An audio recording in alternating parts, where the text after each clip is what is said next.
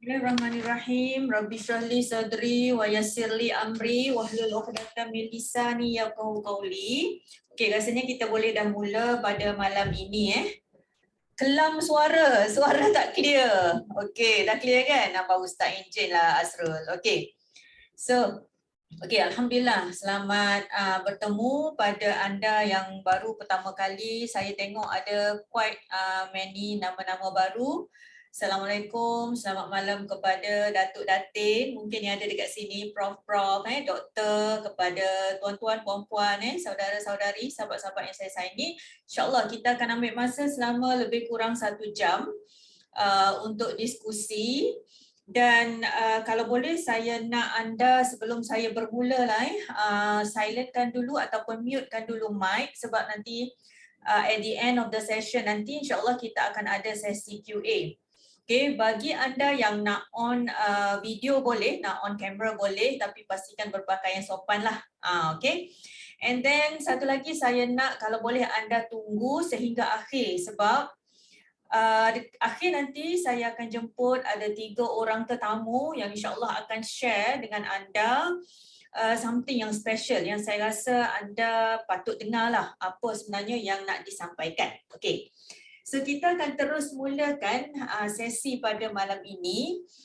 Jika anda ada apa-apa burning questions yang nak tanya boleh type dulu dalam chat box dan insyaAllah kita akan cuba bantu untuk jawab. Okay.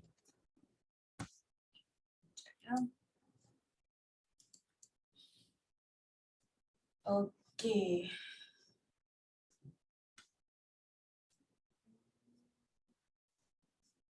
Nampak tak saya share ni? Ijan nampak ke? Nampak doktor. Ada split sikit lah.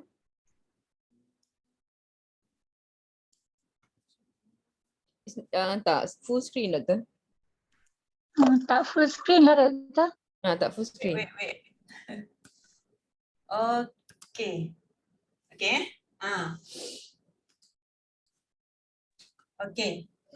So malam ni sebenarnya santai-santai saja jangan stres-stres, relax saja. Dan pada malam ni sebab malam kan, so kalau siang lain sikit sesi dia, you all maybe fresh kan. So malam saya akan lebih banyak bercerita, share banyak gambar-gambar yang anda boleh tengok, boleh visualize dan insyaAllah benda ni akan jadi hopefully something yang memberikan ilmu lah pada kita malam ni. Okay, so topik-topik ni saya akan cuba explain secara sekali lalu dan insyaAllah akhir nanti kita akan ada sesi soal jawab kalau ada apa-apa yang nak tanya ataupun kalau anda rasa macam nak tanya dalam box pun boleh sebab kita ada beberapa orang doktor-doktor pakar, coach-coach yang akan cuba bantu untuk jawab soalan. Okay, saya sebenarnya masih juga belajar lah sama dengan anda semua yang ada dekat sini, 57 orang Dan saya harap kalau ada apa-apa yang saya perkatakan nanti akan menimbulkan, menyinggung perasaan kalau ada rasa yang terasa ke kena ingat saya tak bermaksud untuk itu. Apa yang saya share pada malam ini adalah semata-mata ikhlas dari hati dan saya harap kita boleh sama-sama buka minda, lapangkan dada dan kita cuba belajar something. Okay?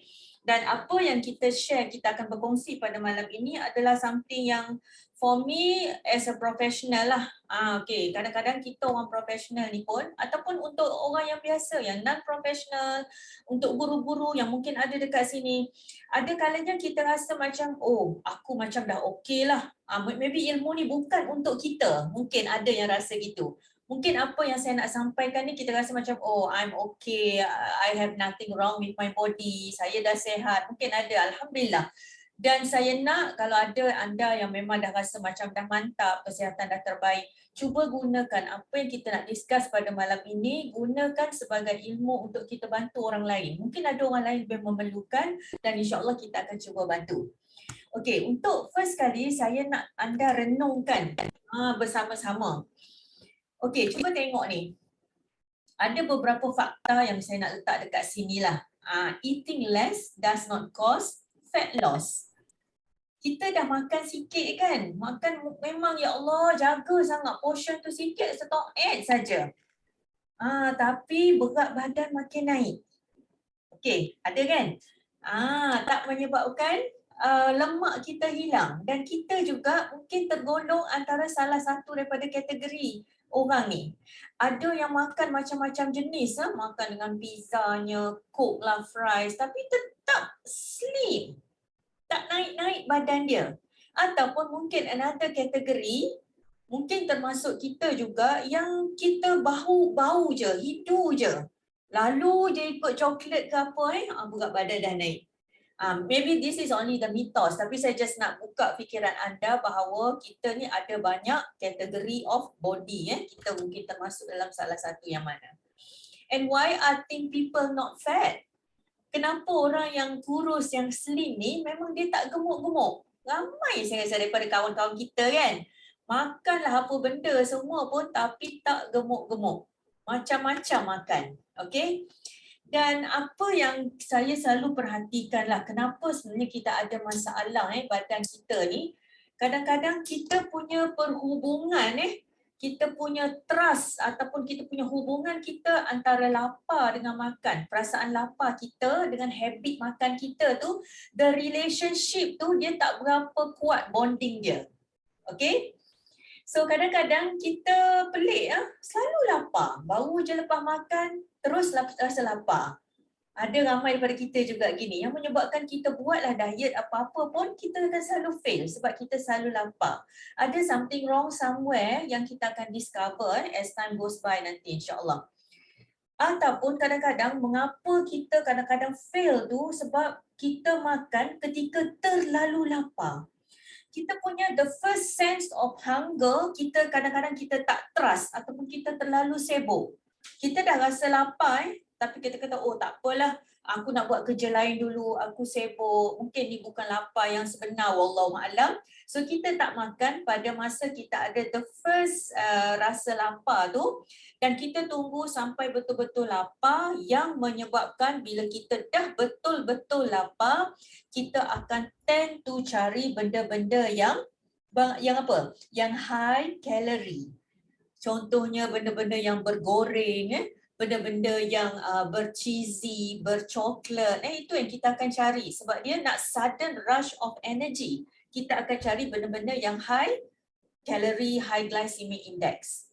Ataupun kadang-kadang perasan tak? Kita masih lagi makan walaupun kita sudah kenyang.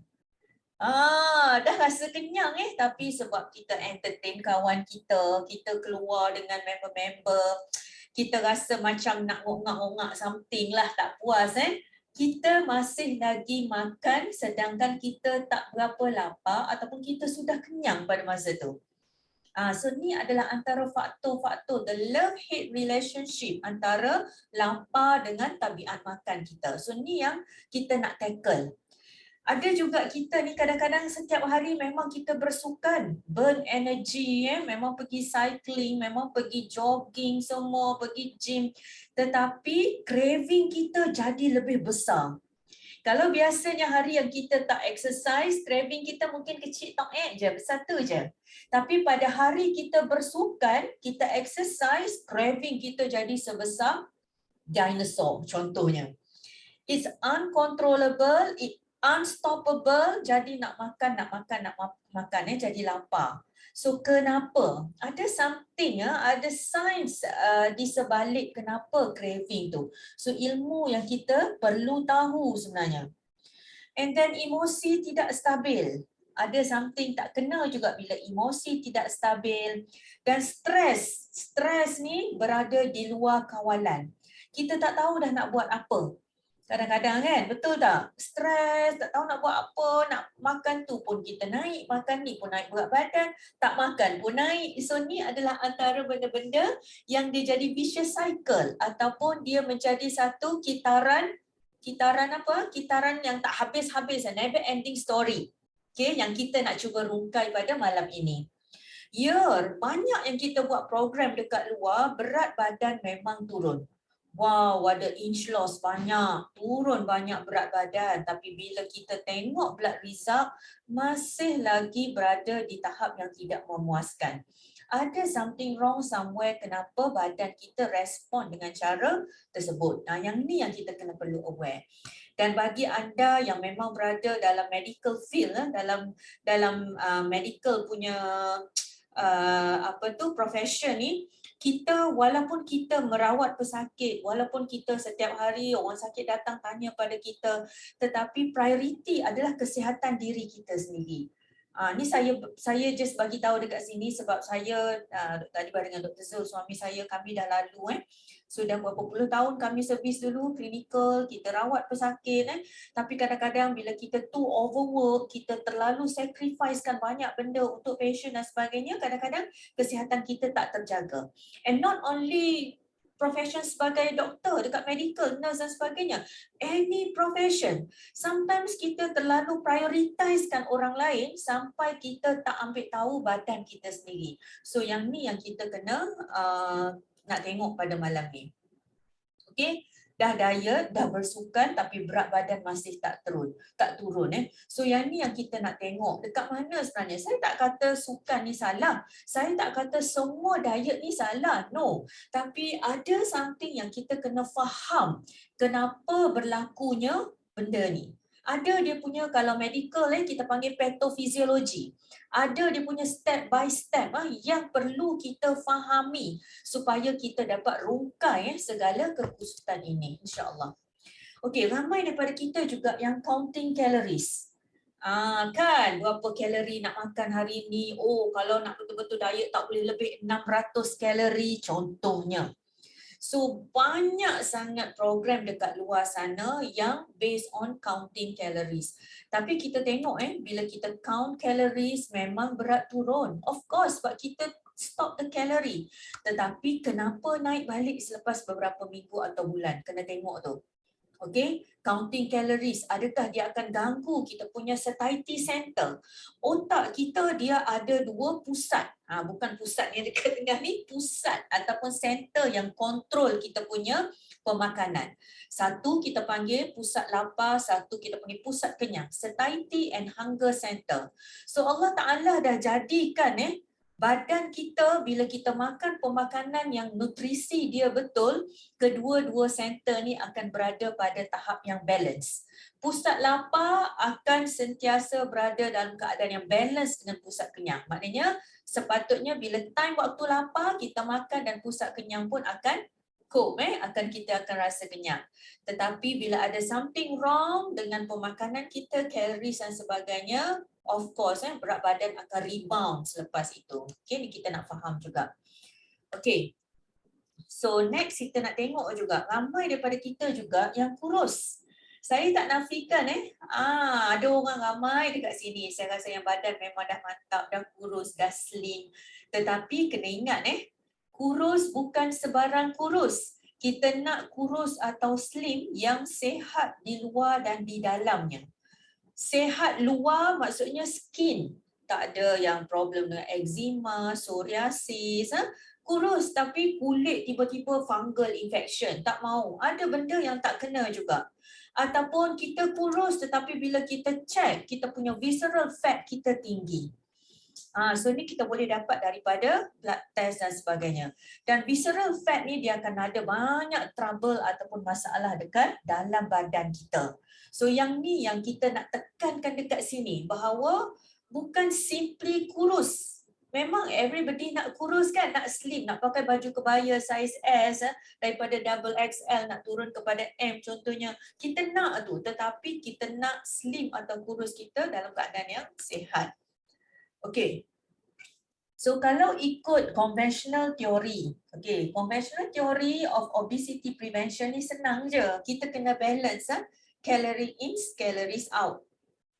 Okay, kalori yang masuk dengan kalori yang keluar. Okay, yang ni yang kena balance. Kalau kalori masuk tu lebih dan kalori yang keluar melalui exercise dan sebagainya tu kurang, maka benda ni akan menyebabkan obesity. Inilah sebenarnya conventional theory yang dulu.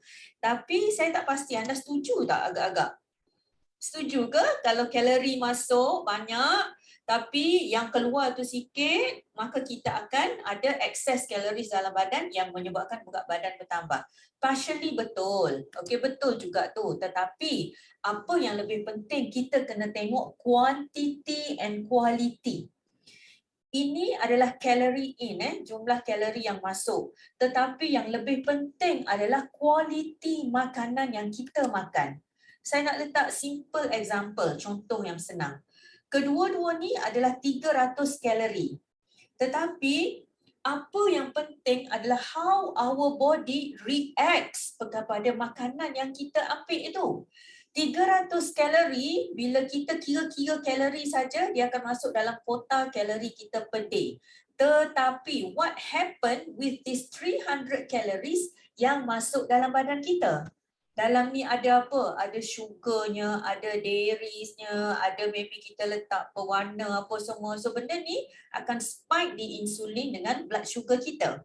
Tetapi the 300 calories apple, gajus, ini adalah calories yang ada fiber, boleh buffer the blood gula, penyerapan gula dalam darah. Dia ada antioksidan dalam ni, a lot of phytonutrients yang akan bantu membaiki inflammation dalam badan. So inilah sebenarnya ilmu yang kita kena ada, yang selama ini kita tercari-cari, selama ini kita buntu. Kenapa masih tak berjaya lagi badan aku ni nak dapat berat badan dan kesihatan yang terbaik. So penting kena faham, bukan sekadar count calories. Penting kalori tu, tetapi quality of the calories itu adalah lebih bermakna. Okay, so cuba tengok apa yang ada dekat sini. Gula dengan lemak. Okay, this is trans fat, semua ada dekat sini ni. Yang mana sebenarnya yang lebih bahaya pada kita? Kadang-kadang kita terfikir kan, kena analyze salah satu ni. Adakah lemak ataupun sugar? So dalam banyak-banyak program biasa yang kita tengok dekat luar, kebanyakan mereka menyalahkan lemak. Betul tak? Sebab yang kita nampak, bila makan benda berlemak, dia akan jadi lemak dalam badan kita. Directly kita akan nampak gitu kan. Makan benda-benda lemak. Kalau dekat Johor ni, lemak apa dia panggil tu? Tetel-tetel kan. Yang obvious nampak lemak-lemak tu. Lepas ni perut buncit lah, jadi lemak dalam badan kita. Sedangkan kita tak tahu bahawa sugar ataupun gula dalam pemakanan kita akan di-convert juga kepada lemak dalam darah kita.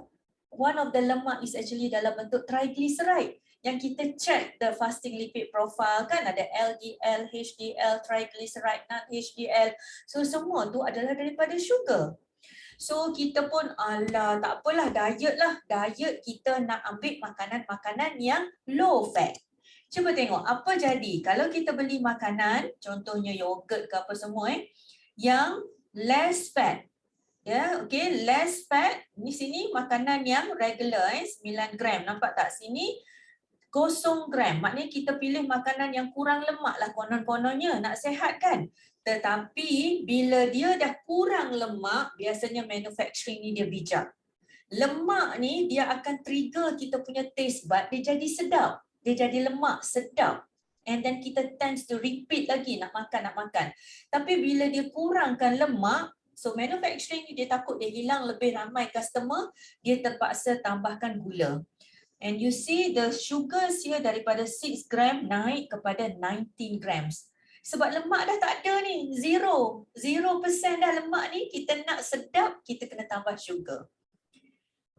Nampak tak? So this is one of the ilmu yang kita kena ada, how to read the food labels. Dan yang ni lah yang kita tekankan salah satu faktor kejayaan. Nanti anda akan dengar daripada 3 orang yang akan share at the end of the talk nanti. Salah satu faktor mereka tahu, mereka belajar, mereka dalami apa sebenarnya ada dalam label makanan yang kita beli dekat supermarket dan sebagainya. Itu adalah ilmu yang penting. Okey, dan gula adalah salah satu kepada penyumbang keradangan dalam badan kita. Okey, sugar dan gula ni juga dia sumbangkan kepada keradangan, dia menyumbang juga kepada cancer cells. So salah satu favorite makanan kesukaan cancer cells yang akan trigger cancer cells adalah sugar. So if you like sugar, then it's just like every day kita feed ataupun kita bagi makan cancer cells kita. Na'udzubillah min zalik. Okay, dan ini adalah mereka yang ada masalah obesity.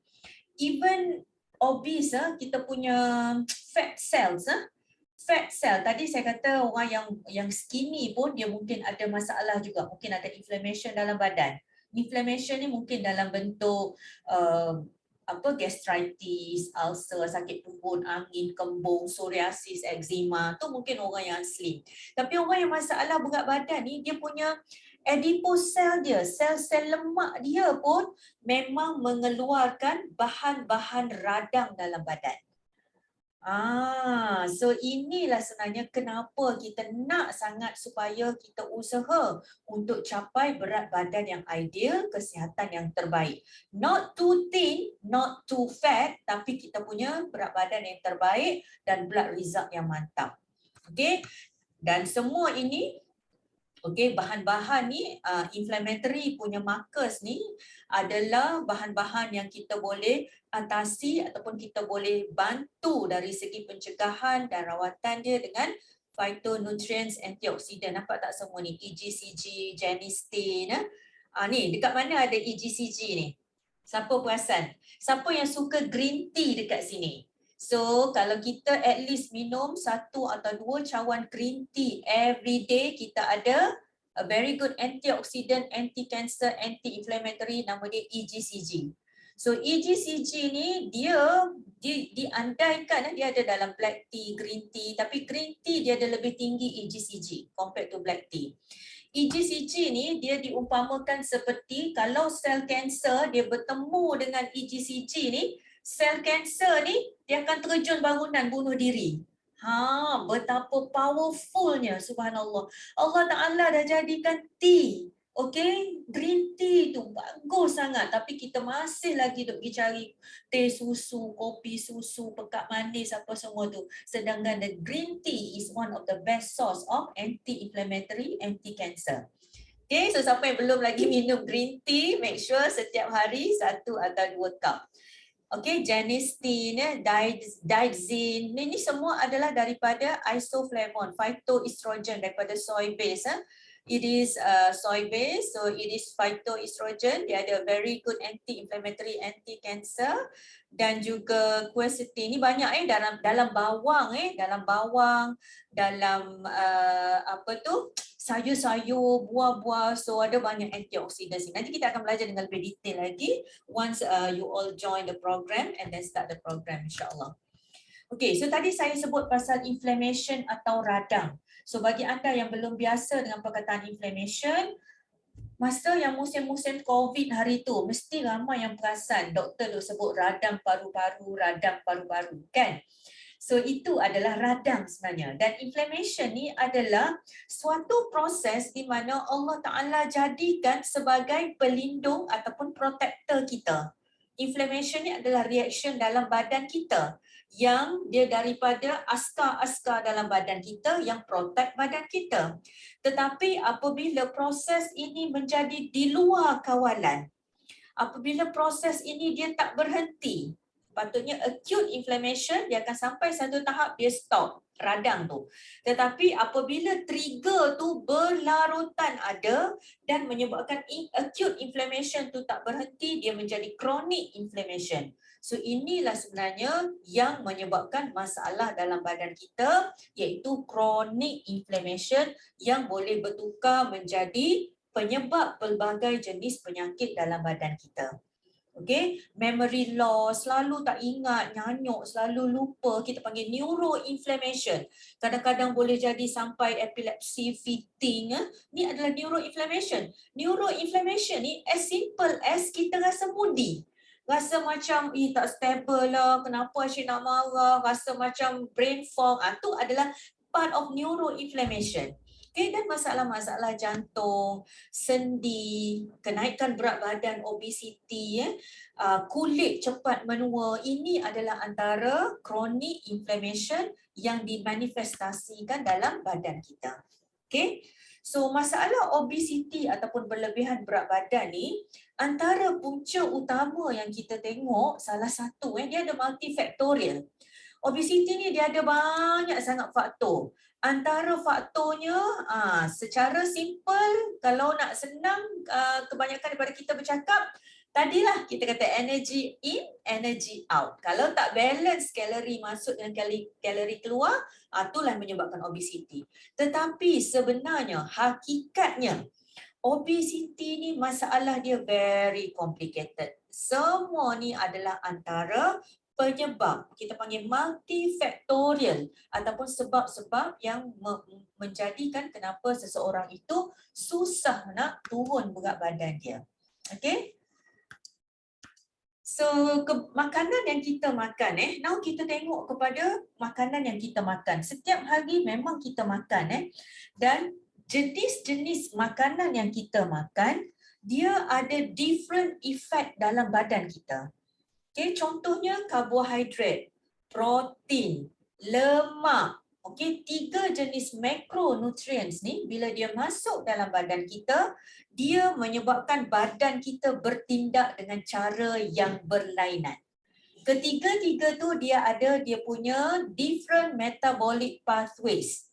Dan tujuan kita makan ni sebenarnya antara sebab utamanya kita nak hasilkan tenaga. Kan? So, proses nak jana tenaga daripada makanan yang kita makan tu, dia melalui pathway ataupun jalan-jalan yang berlainan bergantung kepada jenis makanan tersebut.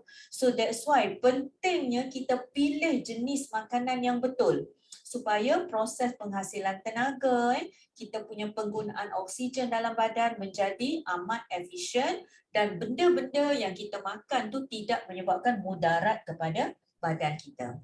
So sistem badan kita daripada mulut, mulut kita makan sampai ke tempat keluar ni, usus, ke anus dekat bawah ni sampai dikeluarkan, semua benda ni adalah mula daripada jenis zarah makanan yang kita makan.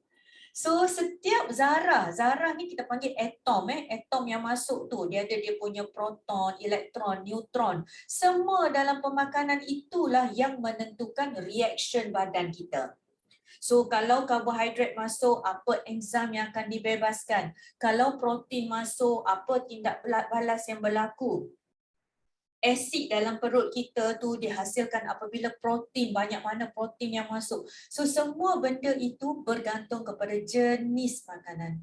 That's why saya nak anda semua yang ada dekat sini, don't be selfish.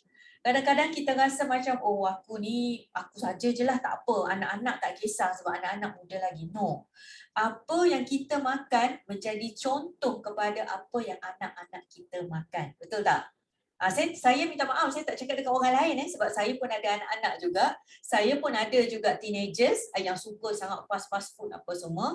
So it's actually apa yang kita ambil every day, apa yang kita duk syarah dekat anak kita setiap hari tu, itulah sebenarnya yang akan menjadi darah daging dia.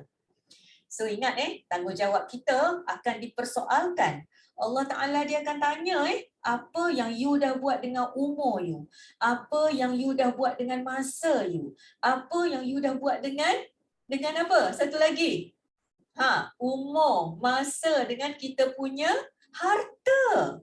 So duit yang kita ada tu, kita beli apa? Adakah kita beli bahan-bahan makanan yang merosakkan badan kita, anak kita dan sebagainya? Ataupun kita beli makanan-makanan yang menyihatkan kita? So ingat this issue is not just a simple issue. Ini adalah isu yang kita akan bawa mati. Minta maaf kalau ada daripada anda yang tak suka dengan topik ni, tapi saya cuba nak buka minda bahawa makanan, diet, cara penjagaan is not just a simple issue. Dia adalah sesuatu yang, that's why kami yang buat program ni, kami yang advise anda semua yang dah pernah mengambil program ni sebagai satu yang kami rasa very passionate sebab ini adalah saham akhirat kita. Okay, untuk anak-anak kita juga. Okay, so bila kita tengok dekat usus kita, ni kita punya usus. Usus kita ni macam batang paip. So dekat usus lah berlaku penyerapan, kita punya digestion, pergerakan usus, secretion ataupun perembesan enzim-enzim semua berlaku dekat usus kita. Dan dekat usus ni dia ada hormons ataupun enzim-enzim yang fungsi dia penting sangat untuk kontrol food intake ataupun pengambilan makanan kita dan cara energy expenditure, macam mana energi itu dihasilkan. Okay. Dan ada lebih kurang 20 different peptide hormones yang dihasilkan dalam usus yang dia akan target otak kita. Okay. Otak kita adalah antara organ yang terpenting yang mengawal appetite dan juga rasa kenyang atau lapar. Okay. Sebab tu orang yang ada masalah emosi tak stabil, tengok mesti kita akan ada masalah dengan pemakanan, berat badan dan sebagainya. Sebab dia bergantung pada our brain yang regulate. Kita ada hypothalamic pituitary adrenal axis. Kita ada satu axis yang menghubungkan daripada otak, hypothalamus dekat otak kita, pituitary gland yang dekat otak kita, adrenal gland, dan axis itulah sebenarnya yang menentukan seseorang itu sehat ataupun tidak. Penting sangat jangan pandang enteng. So ini adalah antara hormon-hormon yang akan dibebaskan dalam kita punya usus kita, dalam darah kita. This is the blood vessels. Hormon akan dirembeskan dalam blood vessel dan akan dihantar ke sel-sel untuk mula berfungsi. Okay, so that's why when we talk about foods, it's not just as simple as you tengok, oh seekor ikan, oh sekeping dada ayam. No, bukan itu. Tetapi zarah apa yang terkandung dalam tu, amino acids dia, dalam tu dia ada fatty acids dia, itulah sebenarnya yang memberikan impact kepada kesihatan tubuh badan kita. Okay. So nerve, saraf juga adalah antara organ yang terpenting dalam badan kita, yang dia ni vagus nerve, saraf ni dia adalah highway daripada otak kita ke usus kita. So dia sort of highway yang menghubungkan antara sensation ataupun kita punya otak kita ni nak rasa macam mana, kenyang ke, lapar ke, dan dia direct pathway ni, highway dia terus ke usus kita. Dan ini sebenarnya dikawal oleh mycobacterium. So dekat usus, okay, Allah Ta'ala dah jadikan mycobacterium yang sepatutnya balance antara bakteria, dia ada jenis bakteria baik dengan bakteria jahat, ada nama-nama dia. Dan the balance of mycobacterium inilah sebenarnya yang memberikan protection ataupun yang memberikan kesihatan yang terbaik kepada setiap orang itu. Dan apa yang menentukan balance mycobacterium yang betul dekat usus ni? Makanan yang kita makan. So mycobacterium, makanan dia adalah more towards fiber. So kalaulah everyday kita duk makan fast food saja, mana nak ada fiber dalam fast food? Ada fiber tak? Adalah sikit. Mungkin dalam burger kan dia letak salad sikit, selai gulai. Adalah sikit. Tetapi yang lebih-lebihnya adalah sugar, fat apa semua yang akan merosakkan mycobacterium dekat usus kita. So inilah sebenarnya struktur dalam badan kita yang membantu mengawal kesihatan kita yang kita kena jaga. Okey, jangan main-main. Dan benda ini memberikan satu impact kepada kesihatan kita. Walaupun kita rasa macam kita ni fit, kita selalu exercise, kita selalu beraktiviti, tetapi kadang-kadang tanpa kita sedari, dalaman badan kita sedang rosak, sedang inflame. So walaupun anda yang ada dekat sini masih lagi muda, maybe ada yang early 20s, 30s, mungkin kalau bagi macam batch saya 50s, kami dalam batch 50-an, 60-an ni kita dah lebih cakna kan pasal kesihatan. Tapi for those of you dekat sini yang masih muda, masih lagi aktif ke sana sini, mungkin anda kadang-kadang terlepas pandang. So saya nak walaupun anda yang muda pun yang rasa macam dah sihat, sometimes your stress level akan menyebabkan kerosakan dalam badan juga. So make sure you all ada juga pemeriksaan berkala, screening blood test, dan boleh juga discuss dengan kami kalau ada apa-apa yang rasa macam tak sedap badan. Satu lagi yang saya nak highlight dekat sini adalah tidur. So walaupun kita rasa macam kita dah jaga makan, stress level kita dah okay, not that bad, tetapi kalau tidur kita masih dalam keadaan yang tak terjaga, maka ini juga adalah something yang kita kena risau. So ilmu tidur ni kena ada 2 atau 3 jam lecture. Kena ada slot khusus. Bagi anda yang memang dalam grup yang kita dah buat program ni, ada satu slot yang memang saya bagi talk pasal tidur. Macam mana nak jaga tidur, apa tidur yang terbaik, macam mana nak dapat tidur yang very good deep sleep, REM sleep, apa jadi kalau tidur kita tak betul, apa penyakit yang berkaitan, semua ni kita akan belajar nanti insyaAllah. Okay. So as a conclusion, bukan conclusion lagi, ada beberapa slide lagi, saya just nak bagi tahu daripada apa yang saya bagi tahu dekat tadi. Untuk sihat ni kita kena istiqamah. Kita kena ada effort dan dia tak ada shortcut. So untuk sihat dia adalah satu journey, satu perjalanan mencari ilmu dan kita kena ada satu determination ataupun satu semangat yang jitu bukannya hot chicken shit, hangat-hangat tahi ayam. Okay, kena ada semangat dan determination insya-Allah. Problemnya kadang-kadang sebab saya pun as a medical professional, mungkin ada ramai doktor dekat sini. Kita kadang-kadang bila kita tengok pesakit ataupun anda sendiri yang bukan doktor pun, kadang-kadang bila kita kena something penyakit tu, kita duk treat dia punya penyakit tu saja. Contohnya demam. Bila kita demam, of course lah memanglah kita ambil Panadol kan. Tetapi demam tu sebenarnya adalah manifestasi apa sebenarnya yang tak kena dalam badan kita. Ada infection somewhere. Ataupun kalau demam yang berpanjangan, mungkin ada keradangan. Mungkin simptom-simptom early cancer. Kita tak tahu So root cause dia inilah yang kita akan tackle dengan cara anti-inflammatory diet. Tengok yang dekat belakang. Ni dekat belakang saya ni. This is anti-inflammatory diet yang akan kita tackle the root cause of the diseases. Okay, dan ini adalah mainly daripada penjagaan pemakanan. So macam mana daripada makanan ni boleh repair badan kita? Okay, kalau kita tengok satu contoh makanan, contohnya apa nak ambil? Bawang putih lah, garlic kan. Garlic ni dia ada banyak sangat dia punya zat dia. Okay, ataupun jenis-jenis macam spices, herbs.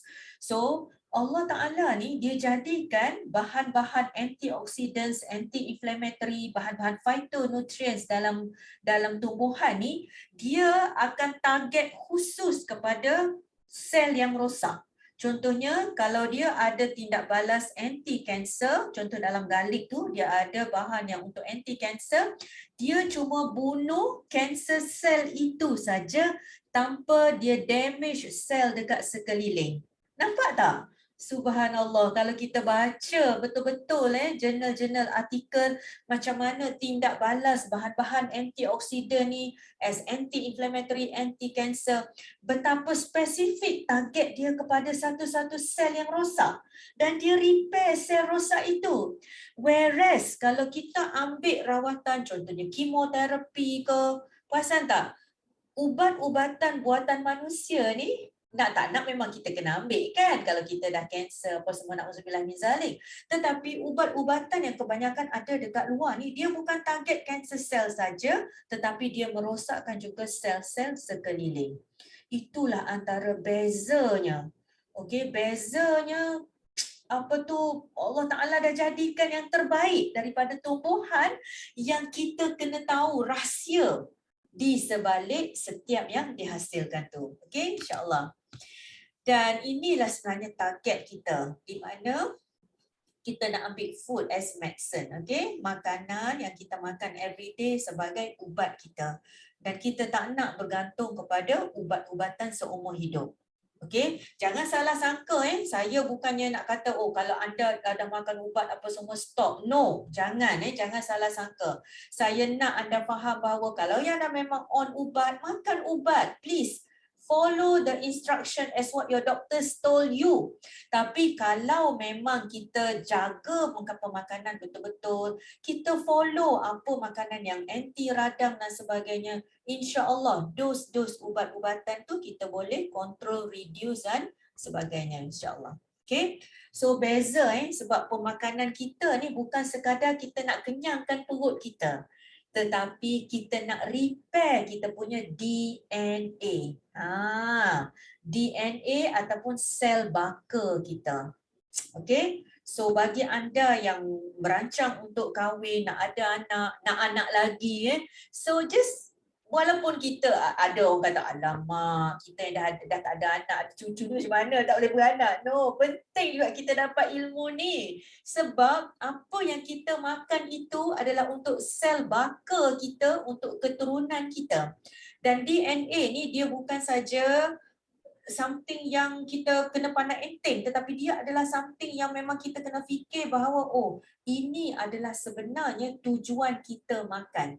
Bukan sekadar kita makan untuk kenyang dekat mulut, dekat perut, sedap saja, no. Tetapi apa yang kita makan inilah yang akan membentukkan setiap molekul pada DNA kita. Okay, all the amino acids, proteins dan sebagainya, inilah yang dibentukkan oleh zarah makanan yang kita makan. Okay, so now masuk kepada last part. Apa itu anti-inflammatory diet? So anti-inflammatory diet ini adalah pemakanan yang nutrient dense. Dia padat. So kita makan, that's why kita makan sikit je, tetapi sebab dia padat dengan nutrisi, jadi dia akan bagi optimal health.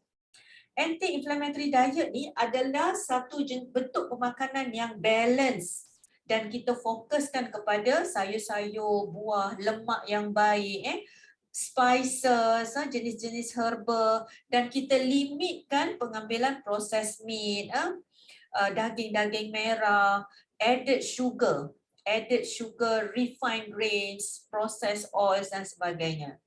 So anti-inflammatory diet juga didesain untuk reduce the chronic inflammation. Okay, utama dia adalah untuk reduce chronic inflammation dan dia based kepada Mediterranean diet. Okay. So kita follow the anti-inflammatory food pyramid dekat sini. Ini sebagai general saja. Perincian dia kita akan bagi nanti semasa anda start program, nantilah perincian tentang piramid makanan ini. Okay, dan kita juga menekankan konsep food synergy pada anda. So once you start the program, kita akan tekankan apa food synergy yang kena buat every day untuk boostkan pembaikan badan kita. So insyaAllah kita dah ada beberapa siri talk yang kita akan guide anda mengenai food synergy. Penting kadang-kadang kita makan macam oh nak kita sembrono je kan, tambah ni, campur ni, mix tu, tak ada ilmu. Sekarang dalam program ini nanti bila anda dah start program, you buat something dengan ilmu. Beza dia punya hasil je bila kita buat something secara membabi buta saja ataupun bila kita buat something dengan cara ilmu. Okay?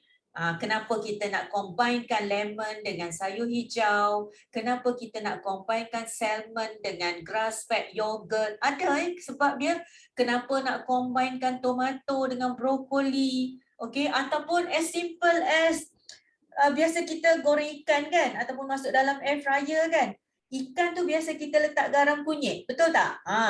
Ke ada yang dinner tadi makan ikan goreng letak garam kunyit. So, untuk boostkan pembaikan badan kita, tak salah boleh makan ikan goreng tapi goreng masuk dalam air fryer, non-stick pan ke, guna minyak yang betul, yang itu penting.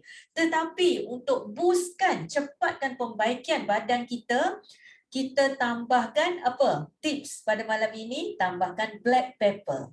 Ambil lada hitam, kita dah salutkan ikan tu dengan garam kunyit, kita tabur sikit lada hitam. Because food synergy ni dia enhancements of nutrition absorption. So bila kita letak black pepper, dalam black pepper dia ada phytonutrients nama piperin. So piperin ni dia akan increase absorption of antioxidant curcumin dalam kunyit tu sebanyak 2000 kali ganda. Masya Allah. So siapa yang betul-betul nak ilmu, tolong join, tolong buat betul-betul, tanya coach anda. Sebab ilmu ni insya-Allah kita akan boleh dapat dalam program ni. Okay, so last kali saya nak remind siapa yang belum pernah buat blood test, tolong tolong buat blood test sebab dari situlah kita sebenarnya tahu keadaan dalaman badan kita. Even as a doctors, I can see few names here, doctors.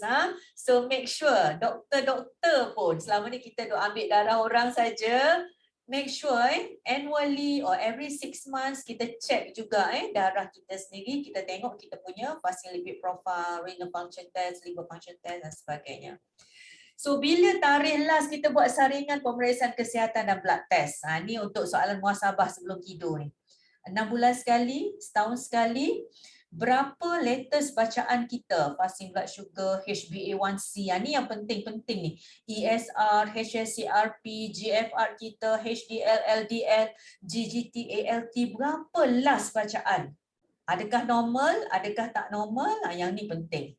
Berapa julat blood pressure kita? Kena tahu ni Dan untuk wanita yang 40-45 ke atas, pernah tak kita buat pap smear mammogram? Okey, yang ni penting juga untuk kita tepuk dada, tanya setakat mana kita menyayangi diri kita. Atau at least kita buat biometrik, kita tengok kita punya visceral fat, umur badan kita. Yang ni kita boleh cuba tanya coach masing-masing, you all boleh buat dengan coach anda.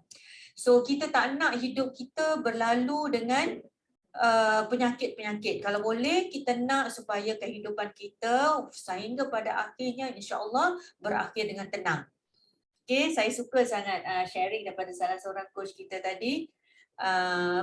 Tentang penyakit ibu ayah dia. Ibu dia sudah berumur, dah tua. Dia kata, alah doktor kita tua pun lama-lama mati juga. Something like that lah ayat dia.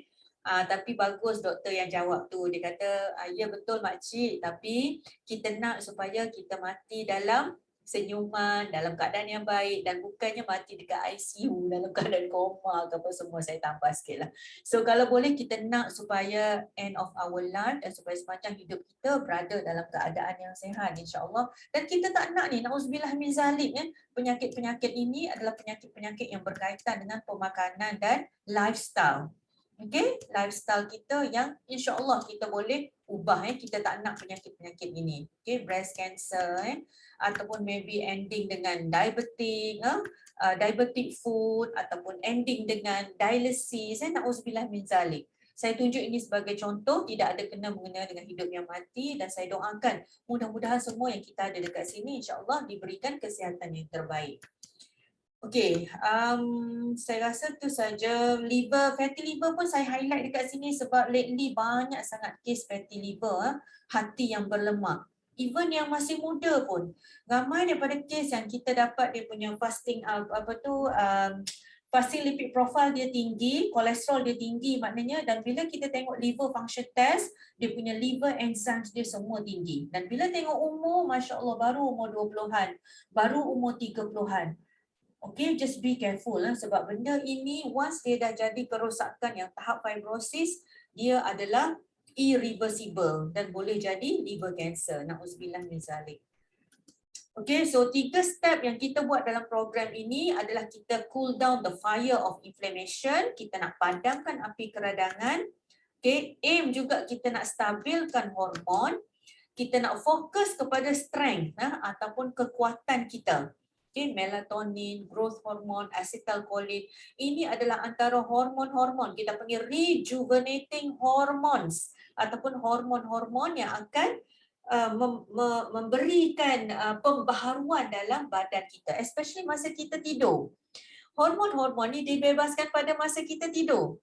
Antaranya tidur dalam bilik yang gelap. So kalau tidur dalam bilik yang terang, memanglah kita tak akan dapat hormon-hormon rejuvenate ni dan blood pressure kita, masalah obesity dan sebagainya tak akan dapat dibantu. Okay.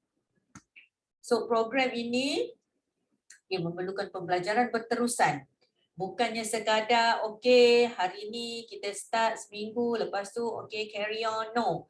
Dia adalah sentiasa kita belajar dari masa ke semasa dan dia adalah secara berkumpulan. Kita buat dalam a group circle. Kita ada circle kita melalui WhatsApp, Telegram, melalui face to face. Dan anda semua mesti sanggup berubah. We won't push you. So kalau you betul-betul nak berubah, silakan. InsyaAllah. Mesti istiqamah dan mesti ada keinginan dan usaha yang tinggi. So the first cycle actually selama 42 hari. Okay, selama 42 hari ada pemakanan-pemakanan tertentu yang kita ada guide. Kebanyakan daripada kita dekat sini rasa macam sayang nak tinggal makanan-makanan ni. Ingatkan dah tak boleh makan terus. No, salah tu. Boleh makan tetapi ada jangka masa tertentu yang anda mesti berpantang.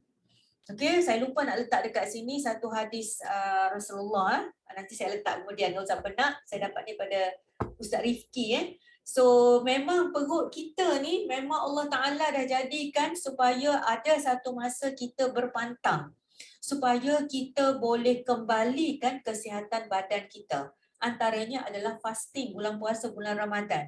Tetapi ada makanan-makanan tertentu juga yang mesti kita jaga supaya kesihatan kita balik kepada asal, insyaAllah. Contoh-contoh makanan so ni adalah antara makanan yang saya rasa lah kalau betul-betul orang yang nak jaga kesihatan, dia tengok pada makanan pun kita dah boleh rasa macam Masya Allah. Dia punya rasa ceria tu. Ni penting tau. Penting, salah satu ilmu yang kita akan dapat dalam program ni adalah when you see foods, you have to make sure that your happiness hormones naik. Kita tak nak bila kita menghadap makanan, kita sedih, kita tak lalu makan, kita depressed. No, tak boleh. Sebab benda tu akan menghalang daripada proses pembaikan badan kita. So kita nak supaya our happiness hormones, kita punya dopamine, endorphin kita berada dalam tahap yang baik supaya pembaikan badan dapat berlaku, insyaAllah. Okay, ni ada contoh-contoh makanan yang kita makan. Okay, so that's all untuk yang part pertama. Saya masuk kepada second part ni. Dalam program ini juga dah ramai kami program anti-inflammatory diet ni adalah ni masuk maybe saya rasa tahun kelima lah, almost tahun keempat kelima dan dah ramai participants.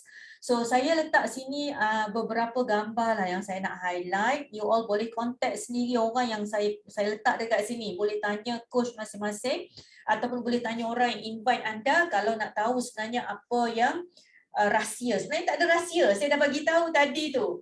Rahsia dia mesti kena sanggup belajar, mesti kena istiqomah, buka minda dan bertanya. Masuk dalam grup circle yang betul dan insya-Allah you akan dapat. So Puan Mushidah seorang lawyer daripada Kedah. So alhamdulillah bersama dengan Puan Rokia daripada Utara. Saya tak perlu nak explain banyak lah. So they all dah dapat kesihatan yang terbaik, badan yang terbaik dan alhamdulillah blood result pun dah banyak sangat reverse kepada normal dan mereka maintain. Yang tu yang kita nak. Kita tak nak kita turun, bomb rebound naik. Turun 10 kilo, naik 20 kilo, tak mau. So you can talk to them kalau tak percaya, rasa macam betul ke, boleh minta contact number dan boleh tanya sendiri. Okay. Another peserta daripada Johor Cikgu Fazli, alhamdulillah daripada saiz double XL, alhamdulillah latest saiz M dan saya rasa beliau memang maintain slim sampai sekarang ni. Saya rasa lebih slim daripada ni kot. Ni gambar saya rasa about 2 years ago lah. Okay. Ustaz Mes, ni adalah salah seorang partisipan kita yang insyaAllah saya rasa amat kagumi. InsyaAllah nanti next pengisian Ustaz Mes akan share. So beliau bersama isteri buat program ni. Dia gambar berbicara. Boleh nampak bentuk muka, bentuk badan dan macam mana selepas habis program dan alhamdulillah beliau bersama isteri tetap istiqomah sampai sekarang. Okey, Encik Asrul, okey daripada JB. Ada lagi gambar terbaru saya tak letak tapi just yang ni pun dah cukup dah, beliau ada banyak sangat medical problems. Dan almost all ada beberapa lagi yang kita kena tackle tapi almost kebanyakan masalah-masalah kesihatan beliau dah selesai. Dan bila tengok gambar pun kita tahu macam mana sebenarnya perasaan beliau. Alhamdulillah. So kalau nak berjumpa, nak bercakap apa semua boleh contact saya beliau dekat JB. Tahniah juga pada Nadia dekat Penang dah lah orangnya cantik, yang turun berat badan lagi lah. So beliau ada masalah sembelit yang kronik, masalah skin dan sebagainya. Alhamdulillah dah insyaAllah dah improve.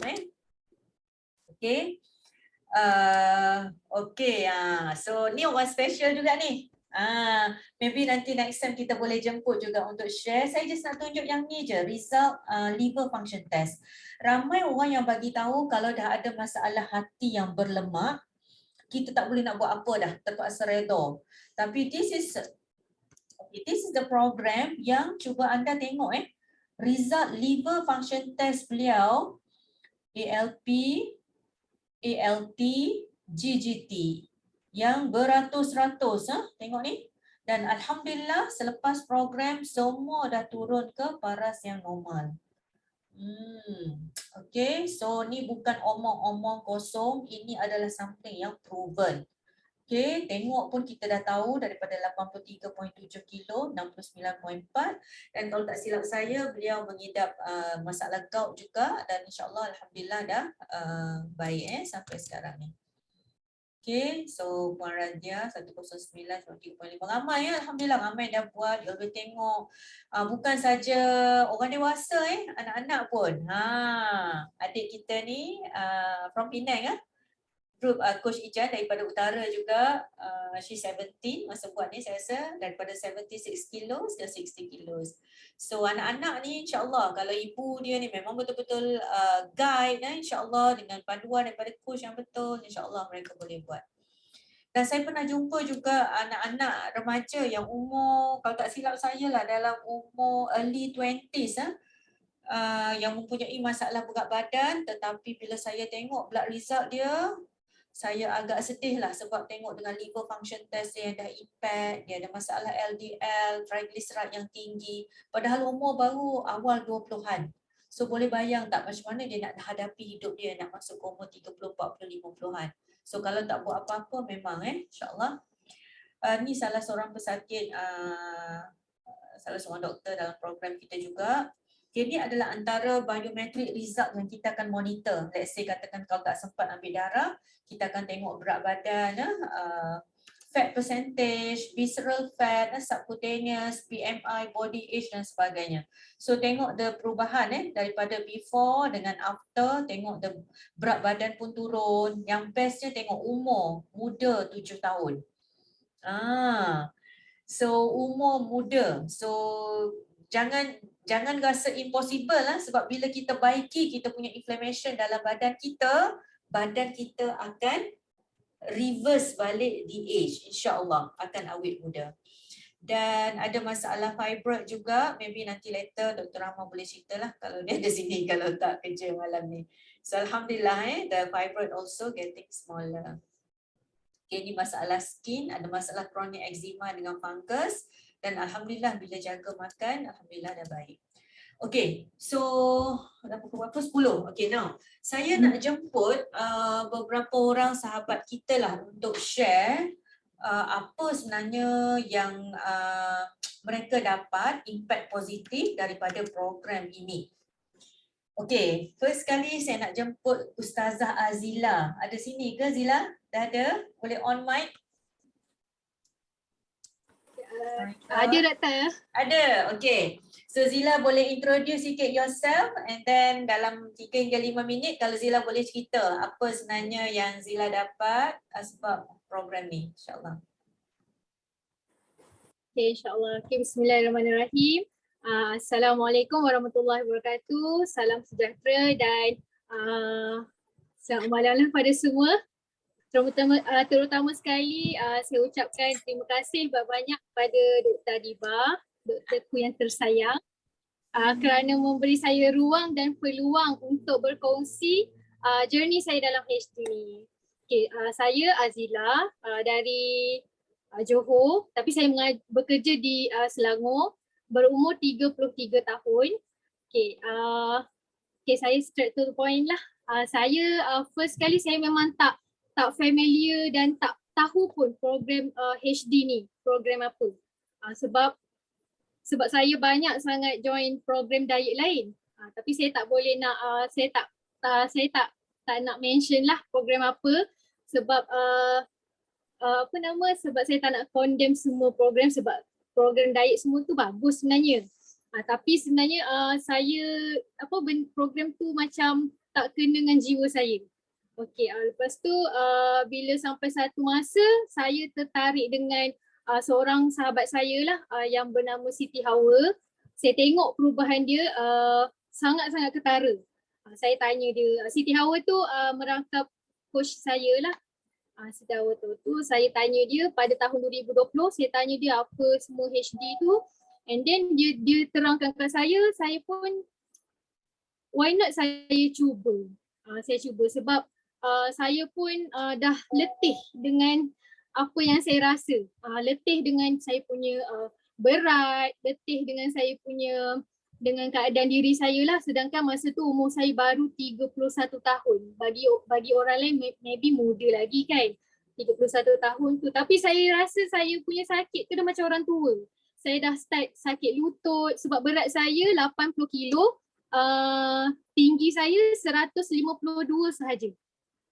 Lutut saya dah start berbunyi-bunyi. Lepas tu setiap malam saya punya tumit sakit. Sampai saya memang tak boleh nak tidur lah, menangis. Lepas tu saya ada masalah kulit muka yang sangat-sangat teruk, sensitif. Lepas tu saya punya migraine start setiap minggu. Boleh katakan setiap minggu migraine saya tu datang sampai saya rasa macam saya ambil ubat dekat klinik untuk dapatkan, untuk redakan saya punya migraine tu. Yang paling teruk migraine saya tu sampai saya hampir accident. Masa tu saya bertugas dekat Sarawak lah masa tu. Jadi saya rasa macam ya Allah, kenapa dengan diri saya ni kan. Lepas tu saya macam saya punya paling ketara sekali saya dapat sakit period saya lah doktor. Semua period saya setahun sekali sahaja. Setahun sekali period datang macam tak betul. Jadi bila period datang tak betul, emosi kita jadi teruk. Lepas tu sembelit saya sampai berdarah. Lepas tu apa lagi, tumit bisa, lutut semua sakit, obesity, berat makin naik. Lepas tu macam paling saya tak suka sekali period tak betul dan saya ada cyst dan juga PCOS lah. Jadi saya macam ya Allah Tuhanku, kenapa ni kan? Waktu saya tanyalah Siti Hawa kawan saya tu, okey tak HD ni? Lepas tu dia kata okey sangat-sangat, ada doktor, ada ilmu semua fakta. Jadi saya kata dengan diri saya, okey why not kita cuba. Kita cuba. Lepas tu saya ada dengar talk doktor, first time saya dengar talk doktor tu, saya menangis. Saya rasa macam ya Allah Tuhanku, macam tu. Tu yang menyebabkan saya tertarik sangat-sangat dengan program ni sebab saya rasa kalau ada doktor, lepas tu tambahan pula kena ambil blood test. Memang blood test tu tak boleh nak tipu kita punya keadaan badan kita lah. Lepas tu bila makin lama kelamaan, alhamdulillah tanpa saya sedar, hampir 2 tahun saya join HD ni, paling ketara saya baru perasan yang saya kurang dah tak ada demam. Migraine saya pun saya dah tak ada langsung. Lepas tu period saya alhamdulillah memang setiap bulan sampai sekarang period saya datang macam biasa. Sebelum ni memang setahun sekali saja. Lepas tu kita tak sedar diri kita, makin lama saya tengok baju saya ni mengembang ke ataupun saya yang makin mengecil, saya macam tu kan. Tu yang saya sedar sekarang. Lepas tu saya punya sakit-sakit saya yang lain pun tak ada. Lepas tu bila saya jumpa kawan-kawan saya yang lama dah tak jumpa saya, memang diorang tanya saya apa rahsia saya, sebab diorang kata saya punya perubahan tu 360 darjah berubah. Saya macam 360 darjah. Itulah bila saya tengok gambar saya yang sebelum ni dengan sekarang, sangat-sangat jauh berbeza. Lepas tu macam mana saya istiqomah dengan HD ni, sebab saya ni seorang yang tak suka putus asa. Saya bukan jenis yang suka putus asa, saya suka cuba benda baru dan saya suka cabar diri saya. Apa-apa saya akan tanya, apa-apa saya akan rujuk orang yang lebih pakar. Contoh macam Dr. Adibah sendiri dan juga kawan saya, coach saya tu Siti Hawa, dan orang yang lebih berpengalaman lah. Lepas tu saya sentiasa fikir Allah ni jadikan diri kita ni sesempurna ciptaan. kita sendiri yang, saya sendirilah yang buat diri kita jadi macam ni. Sebab apa yang kita makan tu melambangkan diri kita. Ini diri saya lah, saya cakap dengan diri saya sendiri. Lepas tu bagi saya HD ni adalah platform yang sangat-sangat terbaik buat diri saya ni, positif. Lepas tu dapat pula ilmu yang sangat-sangat susah nak dapat kat luar. Sebab saya dulu tak pernah belajar benda-benda macam pemakanan. Bila masuk HD ni, wow, baru saya tahu, oh macam ni, kenapa saya tak belajar dulu kenapa saya tak belajar organ-organ dulu-dululah. Rupanya macam ni, senang saya fikir macam tu. Lepas tu memang saya, last kali memang saya terlampau obses sangat dengan HD ni. Obses lah, diri saya lah obses. Lepas tu InsyaAllah kalau kita dapat ilmu yang betul dengan orang yang betul, yang pakar dengan dalam bidang dia sendiri, kita amalkan dengan penuh disiplin, insyaAllah hasilnya kita sendiri yang rasa. Itu saja dari saya. Alhamdulillah. Obses sangat sampai dah boleh jual jus Zila. Alhamdulillah. Alhamdulillah. Okay, tanya. So actually Zila tak payah cerita panjang sebab you all dah boleh nampak beza kan macam mana. So Alhamdulillah. Terima kasih Zila dan mudah-mudahan akan terus istiqomah dan dapat apa yang didoakan insya-Allah. Mudah-mudahan dan dapat share dengan lebih ramai orang lagi. Okay, terima kasih Zila. Okay, so saya nak jemput juga orang yang kedua. Okay, kita jemput Dr. Nurhayati. Kak T ada ke sini? Silakan Kak T kalau boleh share. Assalamualaikum. Waalaikumsalam. Okay. Sila Kak T. Okay, dengar Dengar. Okey, masalah saya samalah. Berat badan yang lebih. Dengan kata lain gemuk lah. Saya join HD ni memang sebab nak kurus. Memanglah nak sihat. Tapi yang kita nampak tu adalah gemuk. Tapi sebab dia berlaku secara slow, bermula daripada umur saya 40 tahun lah. Sekarang dah 55 tahun, berat badan tu naik sikit-sikit sampai satu masa macam dalam gambar tadi lah. So tahun ni lah baru saya ada rasa nak kurus.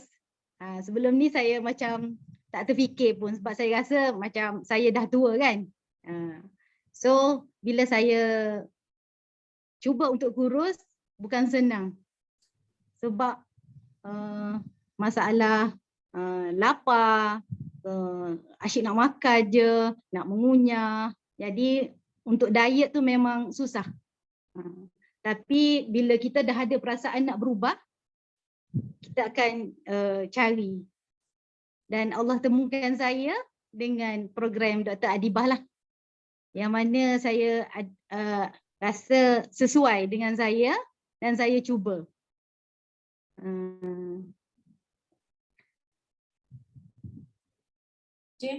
Kak T pada masa ni berapa berat Kak T? Bila? Ni yang first, gambar Sekarang? first ni. Daripada berapa kilo? Paling berat 75.8, tinggi 152 cm. Okay. Sekarang ni berapa? Sekarang 58.6. 58.6. Ni latest Kak T? Allahu Akbar. Ya. Okay, apa yang Kak T nak tunjuk dengan gambar ni daripada Asbab HD ni? Tangan ni. Tak nampak gambar. Okey. Ni. Okey. Ni sebelum saya jumpa dengan program Dr. Adibah ni, saya dah mencuba beberapa cara lah untuk kuruskan badan. Dan saya memang macam berjaya turunkan beberapa kilo. Tapi saya tengok macam kenapa kulit saya macam kering, macam orang tua.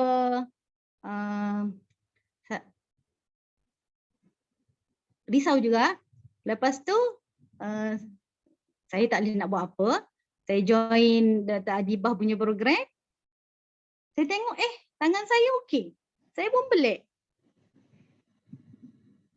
Dah tak ada dah kulit yang sepatutnya masa ni dah turun dalam 15 kilo, lagi teruk lah sepatutnya kulit saya tu. So, Tapi 15 kilo Kak T, tengok kulit. ya, Improve. ya. Macam Improve. terbalik pula, macam terbalik pula. Ya. InsyaAllah. So bila saya fikir balik, memang bila saya join program HD ni, minum jus tu saya minum banyak sampai 750 ml. Sebelum tu saya minum kalau air kosong memang susah lah, nak habis segelas pun susah lah. Husband saya pun ikut buat sama HD dan berjaya turun jugalah berat badan, tukar saiz baju semua. Alhamdulillah. Tadi Ya, saya baju ya. siapa tu? Yang double XL tu, saya baju Kak T ke husband? Husband. Wah, Kemeja tu. Alhamdulillah. Daripada Ah. double XL. Ya. Alhamdulillah. Okay. Jadi masa saya dengar talk Dr. Adibah pasal program ni, saya memang nekat. Saya rasa ini peluang untuk saya boleh nak apa yang saya nak lah untuk kurus tu. Dan saya memang nekat nak buat betul-betul. Memang saya ikut je apa yang ada dalam senarai yang tak boleh makan, memang saya tak makan. Just follow betul-betul. Saya start program ni sebenarnya dalam bulan puasa. Sampai hari raya tu saya tak ada nak makan biskut ke, sebiji pun saya tak makan. Ketupat tak makan. Memang saya sebab masa tu dalam first cycle, saya nak buat betul-betul, saya nak tengok hasil dia. Alhamdulillah. Alhamdulillah. Jadi maknanya total loss Kak T yang last gambar ni 15 kilo loss. Ya. Alhamdulillah. Tahniah. Tapi campur dengan program yang sebelum tu lah. Ya. Tapi yang tu lama, daripada bulan 1 sampai saya join bulan 4. Tapi masa saya join yang sebelum HD, saya tak rasa sangat perubahan pada badan saya. Dari segi kecergasan, masa dulu saya sangat berjalan sangat slow, cepat letih. Tapi selepas 2 minggu saya join HD, tiba-tiba saya rasa macam dapat tenaga baru. Saya banyak travel, naik flight semua. Memang boleh berjalan laju lah. Sebelum tu memang slow sangat. Saya ada mengidap darah tinggi. Selepas 2 minggu join HD, saya cuba reducekan, bila saya check BP saya normal, saya reduce dos ubat kepada separuh, and then tunggu 2 minggu lagi saya memang stop lah. Jadi sekarang ni dah stop off ubat Kak T, dah tak makan ubat apa-apa. Yeah. Alhamdulillah. Saya makan ubat darah tinggi sajalah. Lepas tu, lepas sebulan saya join HD, saya check sebab tak sabar nak tengok result biar darah. Sebelum tu kolesterol saya tinggi, memang normal. LDL sebelum tu 3.4, balik kepada normal, semua normal. Alhamdulillah. Tapi kena buat betul-betul. HD is a very good program, tapi nak kena sabar, nak kena buat, belajar dan istiqamah lah. InsyaAllah. Saya nak buktikan walaupun kita dah tua, dah 55 tahun, InsyaAllah masih boleh lagi walaupun metabolisme badan dah kurang. Tapi InsyaAllah dengan HD ni boleh reset balik. Apa yang dia buat kat dalam, saya rasa sebelum ni saya just imagine macam ni je. Macam dalam badan ni kotor macam aircon yang nak kena servis tu. So betul. jadi rasa macam rasa ringan, rasa bertenaga, itulah yang paling. Dulu saya risau bila tak jalan naik tangga, memang rasa penat sangat. Termengah-mengah lah. Alhamdulillah. So untuk yang di luar sana yang tengok ni, masih ada jalan untuk kita kembali sihat lah. Ya. Janji kita buat betul-betul. Pada yang tengah berfikir nak berubah, nak pilih program apa, HD ni memang bagus. Dia boleh bukan sahaja merubah diri kita jadi kurus, dia boleh merubah minda kita, persepsi kita kepada kesihatan. Mungkin dengan ilmu yang kita dapat, saya suka tengok Telegram, WhatsApp daripada coach-coach. Coach saya Dr. Rahmah banyak membantu saya. Walaupun saya dah pandai masak macam-macam, tapi bila masuk program ni, setiap hari saya akan tunjuk masakan saya ke dia. Setiap hari. Kecuali masa dia pergi Dubai, saya tak nak kacau dia. Tapi saya tetap ambil gambar. Saya tunjuk makanan sampai hari 42. Ke 42 saya masih lagi tunjuk. Walaupun saya rasa memang dah betul ni. Tapi saya suruh juga dia komen. Sebab saya nak yang terbaik. Yes. Habis je cycle pertama, saya terus sambung cycle kedua. Sebab saya rasa happy dengan program ni, rasa happy.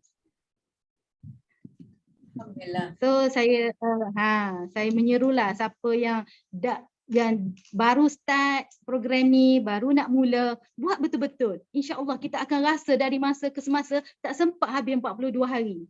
Dah banyak rasa kebaikan dia tu. Memang dah rasa lah. Tunggu rasa, insyaAllah. Memang boleh, saya yakin. Saya memang niat nak bantu ramai orang. Kalau saya boleh, insyaAllah ramai orang lah boleh. Memang happy sangat lah. Happy sangat. Okey. Alhamdulillah. Tahniah Kak T. Boleh lari marathon lepas ni rasanya, insyaAllah. InsyaAllah dah ready dah. So, moral of the story, kalau nak apa-apa buat macam Dr. Nurhayati, all out, istiqomah dan teruskan. Jangan buat separuh-separuh jalan. Okay? So, terima kasih untuk belajar. Ya, sentiasa belajar. Walaupun dah doktor, saya tengok Masya Allah, very humble sangat. Tanya macam Zila tadi, Ustazah, very humble. Saya kata orang-orang yang berjaya ni memang orang yang sangat humble, yang boleh turunkan ego dia, yang sanggup belajar. So insyaAllah, terima kasih Kak T. Okay. So saya nak jemput orang yang ketiga. Alhamdulillah, silakan kepada Nik Hanaliza. Nik, silakan Nik, ada sini. Ada tak? Assalamualaikum. On mic. Kuat sikit. Dengar tak? Slow, kuat sikit. Slow lagi. Dengar tak? Okey ni. Hello? Dengar. Okey. Okey, nama saya Nik Hanaliza daripada Kota Baru, Kelantan. Umur saya 41 tahun ni. Saya start HD bulan Februari tahun lepas. Kalau kirakan masalah saya ni masalah otak dan juga saraf lah. Otak dan saraf. Sebelum saya mulakan HD ni, saya macam lost yang memang tak tahu. Banyak benda yang saya lupa lah sebenarnya. Cuma selepas lebih kurang dalam 2 minggu, saya start HD, saya perasan yang saya punya kekuatan fizikal. Sebab dulu sebelum HD, badan saya sebelah kiri, macam jalan tu memang tertempang. Ke tangan sebelah kiri ni macam dah tak ada kekuatan langsung. Bila saya dah start HD dalam masa lebih kurang 2 minggu, jalan tu dah jadi normal. Lepas tu tangan pun dah ada kudrat yang boleh berubah sangat-sangat lah. Saya join HD mula-mula sebab nak kurus. Sebab saya ingatkan gemuk tu yang menyebabkan saya ni jadi macam tu. Sampai tak boleh jalan, sampai tak larat lah dengan baru umur 40 tapi dah macam dengan makcik saya yang umur 80 pun lagi kuat dia. Malu jugalah waktu tu. Berapa kilo ni? Masa mula-mula start, berapa berat? berat saya masa mula-mula start lebih kurang 100 lah, 100 kilo. Tinggi saya 164. Saya memang skeptikal juga nak start sebab macam apa ni, saya nak turunkan berat, tapi yang saya dapat kekuatan fizikal. Berat saya lambat juga nak turun. Lepas tu yang kedua, masa saya start HD tu pun saya ada masalah tidur. Saya memang tak boleh tidur malam. Bila saya lepas saya start tu, saya dah rasa macam tu lah yang doktor kata, ilmu tidur tu pun penting juga kan. So macam bila start tu tidur saya tu dah macam teratur sikit lah. Lepas tu masa saya start juga, saya tengok saya punya otak lah, keupayaan otak saya. Kalau masa tu, kalau saya nak buat transaction apa-apa, transaction bank, bila kita tekan TSC kan macam ada nombor TSC. Saya nak hafal 6 digit tu pun, saya tak boleh nak hafal. Saya terpaksa tulis. Barulah saya boleh transfer duit mana-mana lah. And then masa sebelum HD tu, saya lebih suka berkurung. Tak nak jumpa orang. Rasa macam loser, rasa macam tak guna. Tak guna hidup lah. And then yang paling saya bersyukur sangat, saya daripada solat atas kerusi berubah jadi solat secara normal. Alhamdulillah. Dan alhamdulillah normal dan boleh solat lebih lagi lah, macam tu lah. Kira lebih orang kata menjadi lebih baik lah daripada sebelum, bukan sebelum tu lagi lah. Kiranya kalau ikutkan berat badan saya daripada 99 sekarang dah 66. Berat tu mungkin sebab saya punya rangka besar kot. So macam dia punya BMI tu dah masuk dalam range normal. Cuma hujung-hujung normal lah lagi. Tapi saya punya inch loss memang sangat-sangat ketara lah. Total 30 kilo ni. Alhamdulillah 30 kilo within 1 year. 1 year plus lah. 30 lebih lah. Kadang-kadang dia turun sampai 30 lah lebih kurang. Alhamdulillah. Yang paling best tu lah, solat lah. Yang siapa yang masih macam beragu-ragu tu join lah. Sebab dalam ni, even saya ni belajar nutrition dulu. Malu juga nak mengaku. Tapi ilmu dalam ni lagi sebab banyak memang sangat-sangat cakap sangat-sangat berbeza, sangat advance lah. Macam dia macam betul-betul nak tolong lah. Dia bukan macam, dia bagi kita punya sel tu nutrisi yang betul sampai kita boleh berubah daripada letih, lesu menjadi lebih bertenaga. Sampai sekarang saya tahap kalau tak keluar berjalan tu dah macam lemaunya macam tu lah. Masya Allah. Alhamdulillah. So itulah, saya syukur sangat. Saya pun dah berapa kali sebenarnya jumpa Nik Hanaliza ni dan saya memang very impressive lah dengan disiplin dia, dengan dia punya powerful thoughts dia tu, betapa dia nak berubah dan dia usaha. Kalau kita tengok, kalau orang biasa saya rasa macam dah give up dah tak boleh buat apa. Saraf sampai dah tempang, sampai dah tak boleh berjalan, dah power dah zero dah sebelah badan. Tapi alhamdulillah Allah bagi kekuatan dan asbab dia betul-betul. Saya tengok cara penyediaan makanan tahniah ni, saya impresif sangat tengok cara kreativiti bagi. Macam mana Nik rasa? Rasa susah tak program ni nak sedia makanan lah, ada orang kata nanti craving, lapar. Nik rasa macam mana? Bagi saya nak sedia makanan memang saya suka. Dulu saya tak suka masak. Tapi lepas dulu tak suka masak. Tak suka. Saya bukan sok rasa, saya memang tak suka masak. Saya memang suka makan kedai. Lepas tu memang tak suka masak lah. Tapi bila join HSD ni dia macam kena dengan jiwa saya lah untuk memasak ni. Ni dah macam ala-ala 5-star hotel ni, tengok ni buat macam-macam ni, masya-Allah, impressive. So itulah your last word ni, apa nak pesan dekat siapa yang ada dekat sini yang masih was-was, yang rasa macam ya ke tak, ya ke tak. What Yang last masih word? was-was, yang masih was-was, buang segala was-was, join je. Buang je was-was tu, join je. Tu je saya cakap. Insya-Allah. And then keep on learning, sebab penyakit kita nak datang pun bukan dalam masa sehari dua kan. Dia datang tu daripada kita, daripada pencemaran luaran, pencemaran dalaman kita, sampailah kita didiagnose sampai ada penyakit. So bila kita dah join, keep on learning. Jangan berhenti belajar. Yes. Sebab dalam ni ilmu dah ada. You all yang tak nak ambil memang rugi lah kalau you all tak nak ambil, tak nak gunakan betul-betul peluang yang dah ada di depan mata. Orang kata permata dah ada. You ambil je lah. Kalau nak buat cincin pun buatlah. Nak buat rantai pun buatlah. Permata dah ada. Ambil je.